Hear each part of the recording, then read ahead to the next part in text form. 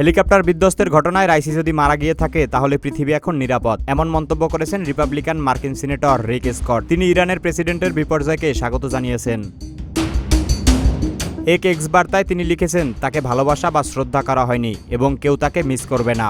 মধ্যপ্রাচ্যে যুক্তরাষ্ট্রে অনেক মিত্রসহ রাইসির নিরাপত্তা নিয়ে উদ্বেগ প্রকাশ করা অসংখ্য বিদেশি কর্মকর্তা ও দেশ তার মন্তব্যের সম্পূর্ণ বিপরীত অবস্থানে রয়েছে।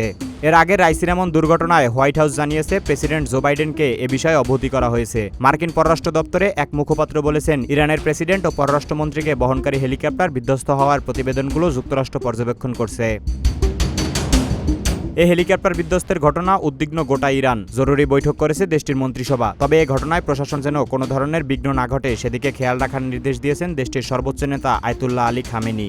এ ঘটনায় উদ্বেগ প্রকাশ করেছে পাকিস্তানের প্রধানমন্ত্রী শাহবাজ শরীফ। এক টুইট বার্তায় তিনি বলেছেন, মাননীয় প্রেসিডেন্ট সাইয়েদ ইব্রাহিম রাইসির হেলিকপ্টার সম্পর্কে ইরান থেকে দুঃখজনক সংবাদ শুনেছি। প্রচণ্ড উৎকণ্ঠা নিয়ে সব ঠিক আছে এমন সুসংবাদের জন্য অপেক্ষা করছি। আমাদের প্রার্থনা এবং শুভকামনা মাননীয় প্রেসিডেন্ট রাইসি এবং সমগ্র ইরানি জাতির সঙ্গে রয়েছে।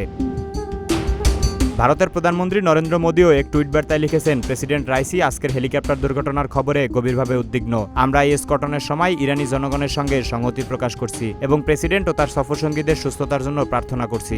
ইরানের প্রেসিডেন্ট ইব্রাহিম রাইসিকে বহনকারী হেলিকপ্টারটি বিধ্বস্ত হয়েছে দেশটির পূর্ব আজারবাইজান প্রদেশের ভারজাকান এবং জোলফা নামক জায়গায় একটি ঘন বন জঙ্গল ও পাহাড়ি অঞ্চলে। রোববার আজারবাইজানে একটি বাঁধ উদ্বোধন শেষে প্রেসিডেন্ট রাইসি ও পররাষ্ট্রমন্ত্রী সহ অন্যান্য উচ্চপদস্থ কর্মকর্তারা হেলিকপ্টারে করে তাবরিজে আসছিলেন। সেখানে এই দুর্ঘটনা ঘটে।